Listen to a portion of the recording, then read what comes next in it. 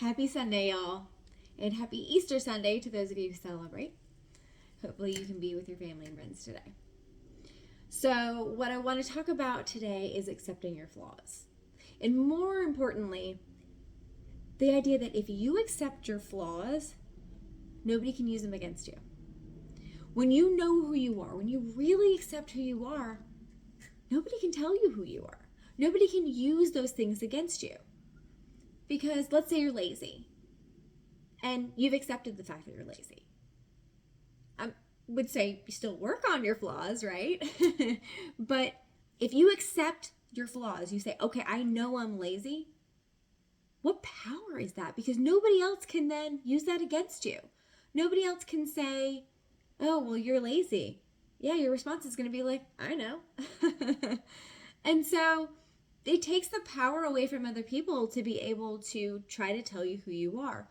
Also, when you really accept and know who you are, you go into that position where people tell you something about you and then you go, oh my gosh, like, is that true about me? Am I a lazy person? I don't know. I could be, but I don't think I am. When you really accept who you are, if somebody tells you something about yourself, then you can say, yes, I accept that information because I know me well enough to know that that's a flaw I have. Or if somebody says something like that and says, hey, you know what, you're lazy and you're not lazy, you can say, well, I'm not sure that's true. And you can move on and know that it probably has something to do more with that other person. It takes the power away from somebody else. If somebody says to you, hey, you know what, you're really lazy, you can then say, yeah, I am. What else does that person have to say at that point? They can't pick on you for it. They can't make you feel bad for it because you already know it. You already accept it. Again, it doesn't mean you can't be working on it, but you accept it. And so nobody else can tell you who you are and nobody else can use it against you because you have already figured out what that means for you.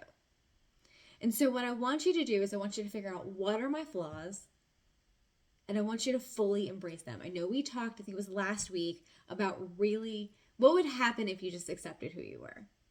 But I want you to figure out what are your flaws and I want you to learn to accept them. And so that way you're in control. Nobody else has power over you. Nobody else can make you feel bad because you are already 100% sure of who you are as a person.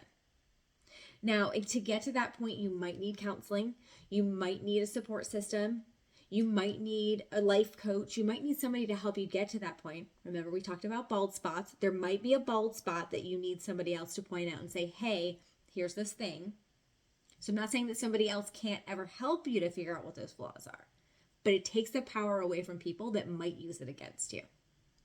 So I hope you have a great rest of your Sunday. If you are celebrating Easter, I hope that you have an amazing celebration with your family and friends. And be sweet to yourself and be sweet to others. And I will talk to you on a brand new week tomorrow.